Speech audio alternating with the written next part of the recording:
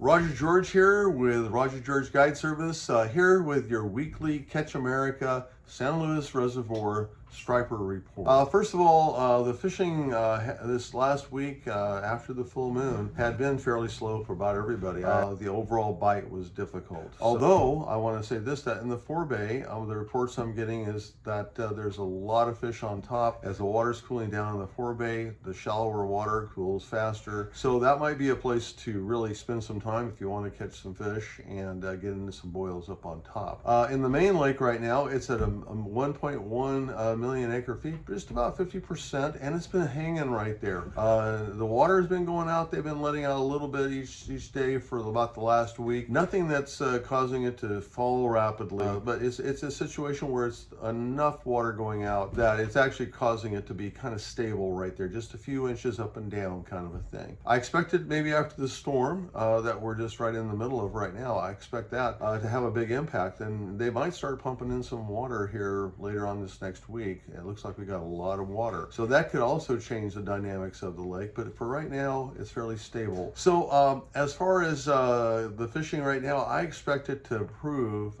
considerably in the main lake, and with water coming in at the back of Portuguese Cove from basically the back end of the lake that's flowing down through the hills and coming in, that's going to muddy the water up, and it's also going to change the temperature, and the fish will probably move into that area, so you'll probably see more back there, and it's probably a better area for topwater action and boils than what the main lake might be right now, because it'll be more affected by the temperature drop, and also maybe some silt in the water and all that to cause it to not be real visible. So those are some things that I think might be the top things that might be happening this week as we come out of this storm.